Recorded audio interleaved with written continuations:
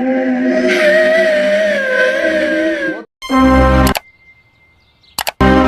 the quiet town of Akesan, wrapped in the warm arms of sun-soaked red earth and the chants of early morning hawkers, lived a girl named Femi.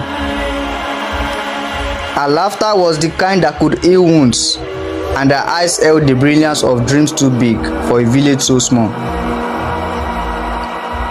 She lived with her grandmother, Mama Shade, a wrinkled woman with a spine stiffened by grief and a heart softened by love. Femi had once had a mother who danced like the wind and a father who called her his treasure from heaven. But all it took was one rainy afternoon, one sleepy road, and one reckless trailer to snatch them both from her. They buried her parents on a Thursday. The rain fell like the sky itself was mourning, and that day, something in Femi cracked. But she didn't break. She picked up her books, wiped her tears, and returned to school the following week. Her goal never changed. She would become a banker, wear crisp suits, work confidently in marbled floor office, and one day buy her grandmother a house in Ibadan. Then came the Coper'S. They arrived with laughter, swagger, and accents coated in city confidence. Tunji was tall, smooth-talking, with a jawline sharp enough to slice through lies. Layi had a mischievous grin and a charm that left people guessing. Damilola, the quiet one, always had a camera slung around his neck and a voice low enough to make secrets spew. They were posted to Akesan High School and quickly became local celebrities. The girls giggled around them. The boys admired them, but it was Femi they noticed. It started with compliments. Tunji would linger after class, praising her essays, offering extra lessons. Layi brought her small gifts, new pens, notebook, a key holder with her name engraved. Damilola asked to take photos of her for a student spotlight project. Femi, grateful and naive, thought nothing of it. To her, they were role models, older brothers guiding her towards greatness. The day it happened was a Friday. They invited her to the Coper'S Lodge under the guise of celebrating her scholarship application. Mama Shade was skeptical but relented after Tunji himself came to assure her. That night, they offered her soft drink laced with something she couldn't taste. Laughter echoed, music played, and the walls of the room became a silent witness to the horror that unfolded. They took turns, they mocked, they recorded, they destroyed.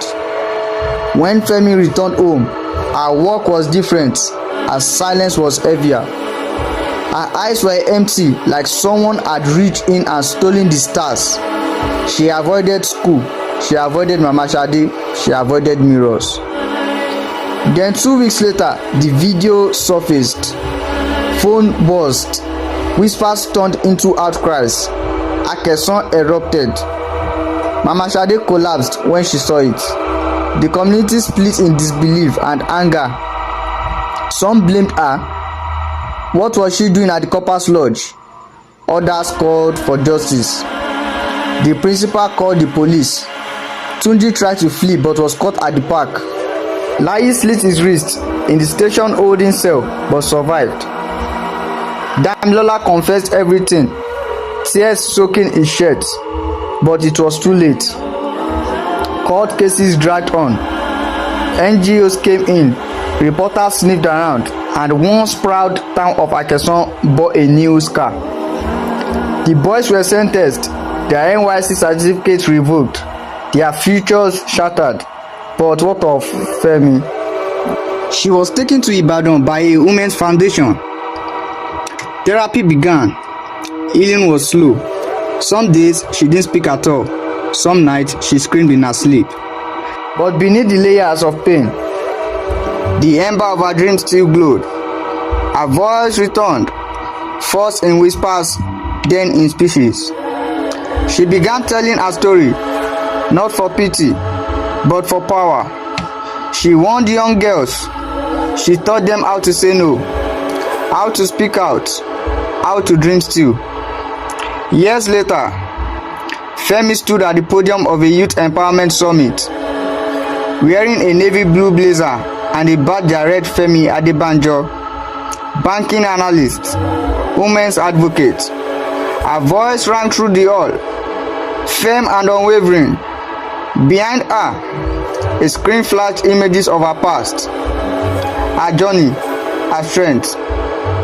Akesan remembered her not as a victim, but as a phoenix who rose from ash and flame. Her name became a hymn, her story a lesson, her life a legacy. And somewhere in that small town, Mama Shade still sits on her veranda, whispering prayers to the wind, watching the stars her granddaughter had reclaimed.